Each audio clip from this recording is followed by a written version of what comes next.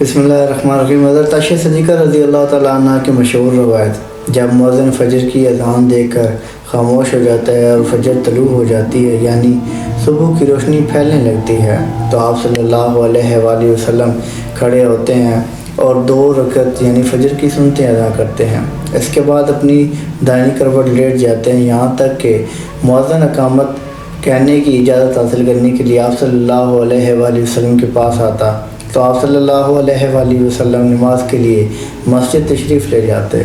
حضرت عثمان رضی اللہ تعالیٰ عنہ سے مروی ہے، آپ صلی اللہ علیہ وآلہ وسلم نے فرمایا کہ صبح کی نماز کے بعد سورج نکلنے تک ذکر خدا میں لگے رہیں، رزق کے حصول کے لیے زیادہ باعث نفع ہے۔ اس بات سے طلب رزق میں دنیا کے کونے کونے میں پھرتا رہتا ہے۔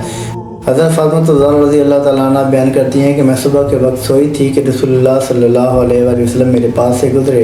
اور آپ نے مجھے پاؤں سے ہلایا، پھر فرمایا بیٹی اٹھو، اپنے رب کی طرف رزق کی تقسیم میں شامل ہو جاؤ اور غفلت اور شعار لوگوں کی عادت سے اختیار نہ کرو۔ اللہ تعالیٰ طلوع فجر سے طلوع آفتاب تک لوگوں کا رزق تقسیم کرتے ہیں۔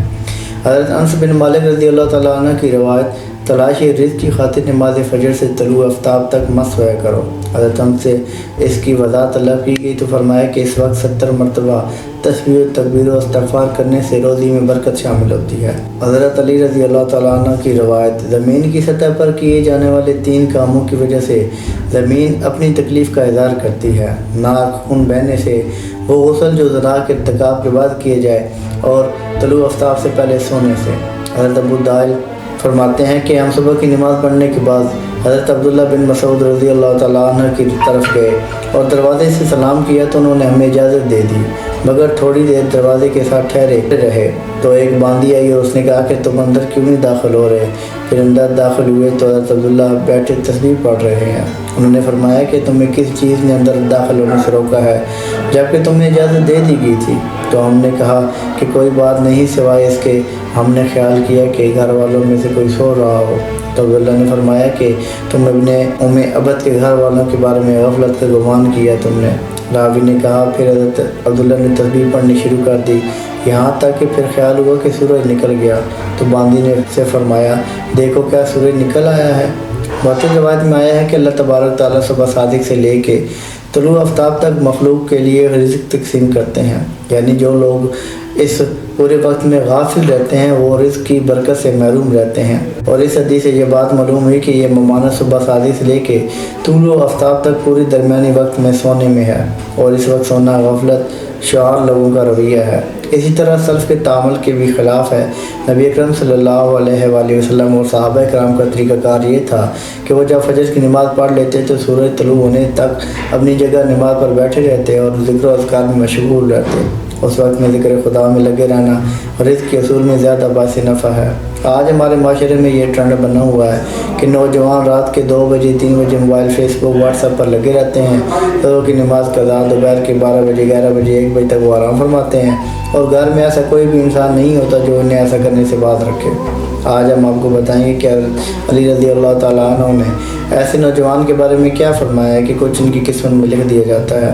جو ایسے حالات کی لپیٹ میں آ چکے ہیں۔ حضرت عبداللہ بن عباس رضی اللہ تعالیٰ عنہ سے مروی ہے کہ جو بھی انسان صبح سویا پڑ جاتا ہے تو اس عمل کو اسلام نے سخت ناپسند کیا ہے کہ دوپہر کے علاوہ کسی بھی وقت سویا نہ کرو۔ جس کہا جاتا ہے وہ دوپہر کے اوقات میں ہی ادا کی جاتی ہے۔ یہ عمل ہمارے نبی اکرم صلی اللہ علیہ وآلہ وسلم بھی کیا کرتے تھے۔ قیلولہ وہ نہیں جس میں انسان دوپہر میں پیٹ بھر کر کھانا کھا کر سو جاتے ہیں۔ قیلولہ سے مراد وہ عمل ہے جس میں آپ کھانا کھا چکے ہیں یا نہیں، بس تھوڑی دیر آرام کرنا دوپہر کے اوقات میں تاکہ آپ کا باقی دن اچھا اور صحیح سلامت گزرے اور آپ اپنے کاموں کو اچھی طرح سر انجام دے سکیں۔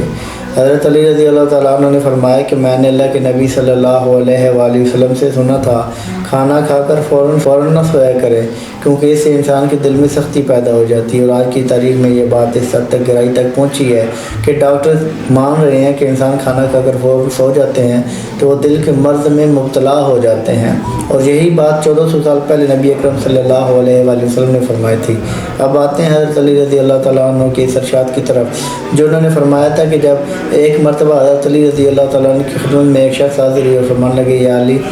صبح سویرے جو انسان سویا پڑ رہا تھا اس کی قسمت میں کیا کچھ لکھا جاتا ہے؟ تو جواب میں حضرت علی رضی اللہ عنہ نے فرمایا کہ اے اللہ کے بندے، میں نے اللہ کے نبی صلی اللہ علیہ وسلم سے سنا تھا کہ جو بھی انسان صبح کے اوقات میں سوائے پڑھ رہا ہے تو وہ فجر کی نماز بھی قضا کر بیٹھتا ہے، وہ فجر کی نماز بھی قضا کر بیٹھتا ہے، اور یہ پھر وہ فجر کی نماز ادا کر کے سو جاتے ہیں تو جب فرشتے آسمانوں سے ان کے مقدر کا رزق لے کر زمین کی طرف آتے ہیں اور وہ رزق انسانوں میں بانٹنے لگ جاتے ہیں تو وہ انسان سوئے ہوئے رہتے ہیں، اسی وجہ سے وہ فرشتے وہ رزق واپس اپنے ساتھ آسمانوں کی طرف لے کر چلے جاتے ہیں۔ جب نیند سے غافل اٹھتا ہے، بیدار ہوتا ہے تو ایسے لوگوں کا رزق تنگی کی شکایت کرتے پھرتے رہتے ہیں۔ اکثر لوگ رزق کی تنگی کی شکایت کرتے ہیں۔ آپ ذرا ان سے پوچھ کر دیکھیں، یہ صرف آپ جب پوچھیں گے صبح کتنے بجے اٹھے ہیں تو وہ آپ کو جواب دیں گے کہ ہماری آنکھ سویرے کھلتی ہے، ہم صبح اٹھتے ہی نہیں، بہت مشکل ہے ہمارے لیے، جس کی وجہ سے رزق ان پر تنگ کر دیا جاتا ہے، اور پھر وہ تنگ دستی بے روزگاری کی شکایت کرتے پھرتے رہتے ہیں۔ صاحب سے گزارش ہے کہ آپ سویرے اٹھا کریں، سویرے نماز ادا کریں، کوشش کریں کہ مرد حضرات باجماعت نماز ادا کیا کریں، پھر قرآن کی تلاوت کیا کریں، اس کے بعد دن کی شروعات کیا کریں۔ اپنا بہت سا خیال رکھیے گا، دعاؤں میں ضرور یاد رکھیے گا۔ السلام علیکم۔